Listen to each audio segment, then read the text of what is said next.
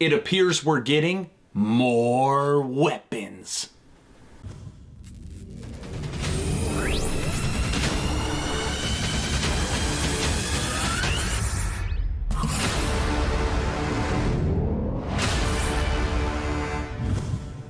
Hello everyone, and welcome to Action RPG. I'm your host Aaron, and for today's video we are headed to the world of Last Epoch. Mike, the senior developer from 11th Hour Games, held his normal Q&A live stream on Twitch, which means I get to bring you Dev Chat 13. Now in the past, what I have said is that this video is always supposed to be done on Sunday, but I've got some people that say they don't want to wait, so I'm going to try and now do Dev Chat every Friday, the day of the stream. No promises, but I will do my best.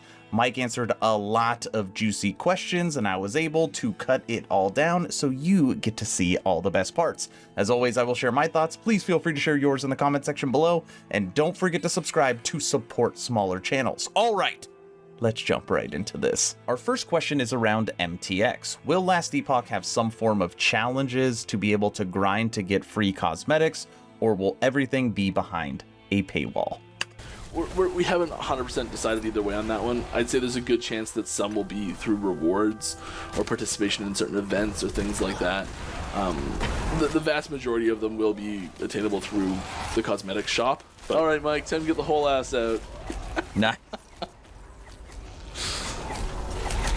Good timing. Doesn't even make any sense, but I love it. Oh, yeah. I do really like the idea of seeing someone walking around with something and being like, oh, they were the number one person on this race, so they got that cool hat. The big feather. I'm going to go ahead and let Mike read this question. Yeah. As a player, it seems like buffing weak skills should be relatively easy. Just add damage slowly over time or a small quality of life over time to underused skills. Why is balance so hard to achieve, particularly in an early access game like this where quick changes are part of the evolution? Fair question. There are so many little things that work together, and sometimes as simple as a single node that says 10% more damage per point can take a skill into the stratosphere. I think that the line between really underused skills and really overused skills is, I mean, the line between underused skills and where the sort of average is really a lot finer than it might seem. And sometimes the interaction that skill has with other already overused skills can be something that holds it back. And it's tricky to make the exact right changes.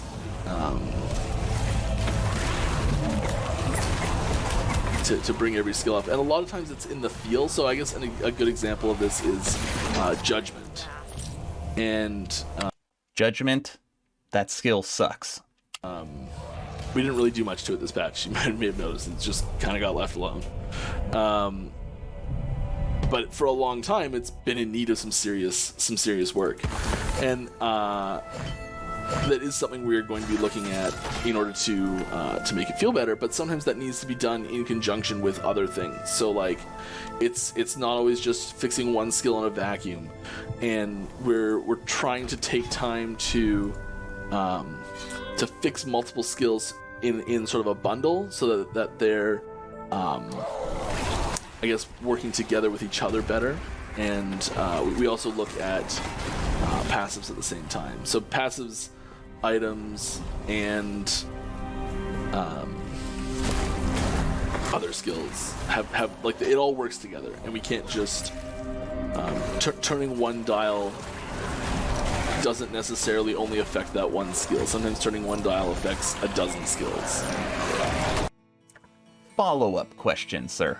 Follow up on a skill balance question. Would it really matter if a skill got a 5% increase on one node of the tree and becomes OP? You're saying it becomes too strong and worse than being weak.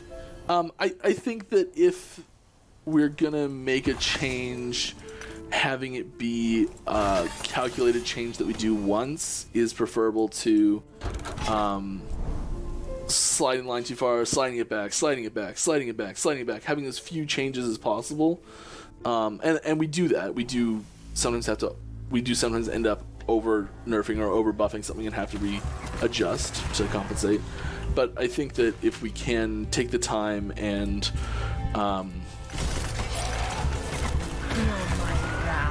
like if we only have, like, I don't know, 1,000 hours of work to work on skill rebalancing. I'm just picking a random number here.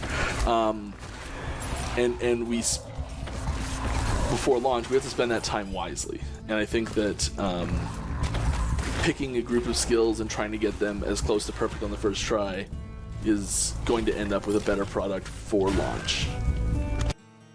I don't want to beat a dead horse. I know this was a long segment, and really you didn't learn anything about the game, but I wanted to put this in the dev chat because I love 11th Hour Games' thought process, and you don't really see that all the time when Mike does his streams. But what he is getting at is exactly what game studios do. They slide the bar. This skill sucks, so they buff it. Now literally everybody uses that skill, and then what do? They reel it in to try and get it more in line with the other skills, and then everybody jumps to something else. What Mike is saying is they are trying to be calculated that when they actually work on a skill, when they buff it, they will sometimes change the mechanics of skills. They have done that in the past. Sometimes they will just buff it. Sometimes they will change the way it works, but they're trying to be smart about what they do with their skills. Great response. This next question/request is really a head scratcher for me because 11th Hour Games have these huge updates and big patches and sub patches, and they're able to get out all this content in a rather fast time. But there is one request that Mike gets asked all the time. He literally chuckles during the stream because he continues to get this question asked, and I think even it bugs him a little bit. When you are respecking passives, you have to do 1 point at a time, instead of being able to just reset all of them or click through all of them and it tells you how much gold. This is something that they need to put in as soon as humanly possible. And I've never designed a game, so I'm sure it's harder than just that, but I mean, in my head, I would think it would be something easy to implement. Mike, explain yourself. Yeah, this is it's just one of those things that's been around forever, and people like we know what we're gonna do. We'll get to it, I swear. It'll basically be go into respec mode, left click to apply, right click to left to allocate D2 to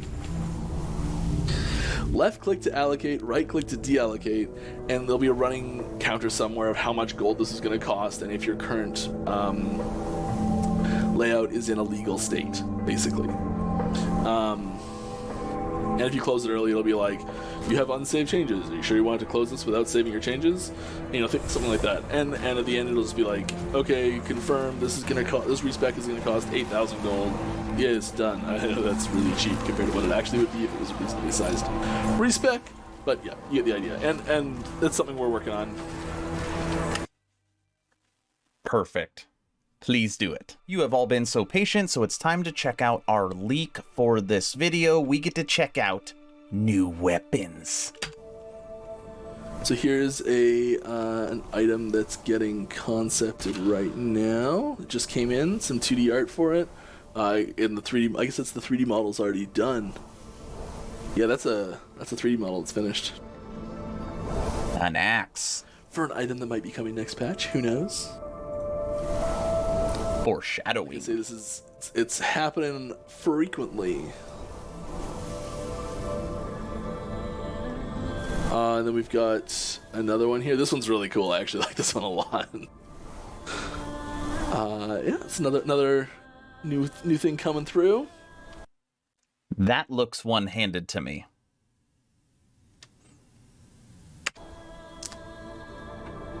That's awesome.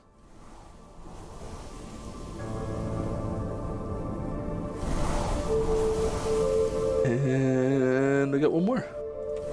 And this one too.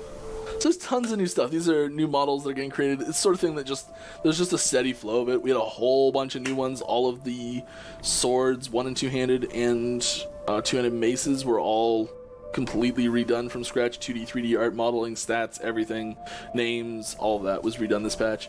And it continues here.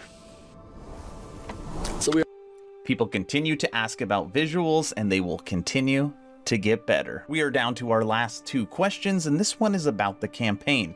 Will we be getting more campaign before 1.0? Ooh, we're getting some campaign stuff before launch, I'd say. There's some juicy campaign stuff to happen still. The story's not over. I mean, I know a lot of you have noticed that there's, what, 6 waypoints in this whole map? I have noticed that. Maybe it's only 4. Seems kind of silly. Who build a campaign where you only use 3 out of the 4 arrows? So Mike basically answered it. So before we get 1.0, we will be getting a whole new chapter to the campaign. Should be awesome. We have officially come to our last question. Now, before I say that question, I need to talk about something that was very cool that happened during the stream. Now, 11th Hour Games every single month is picking a different charity, and all proceeds from the stream go towards that charity.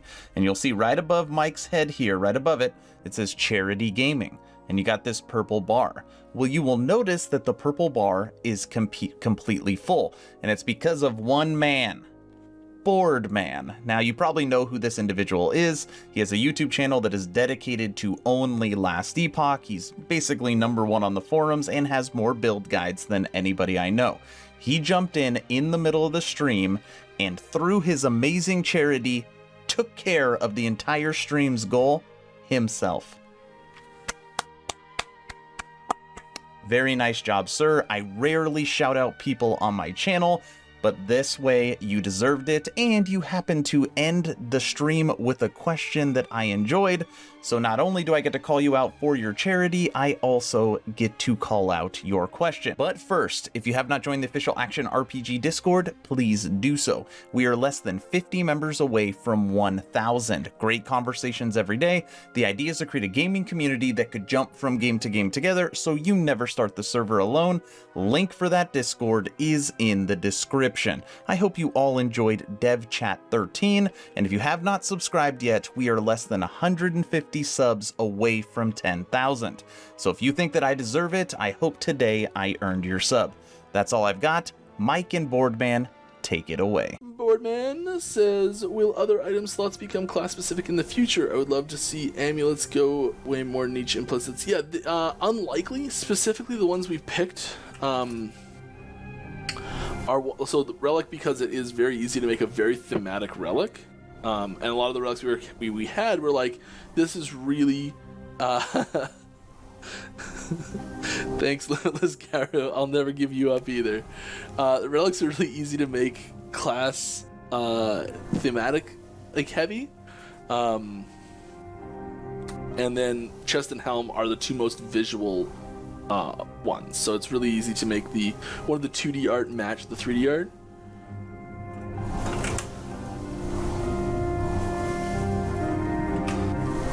So that's part of the reason why those are the ones that are like that. I think it's unlikely that we'll do too many more converted over, but I mean, I'm not sure yet.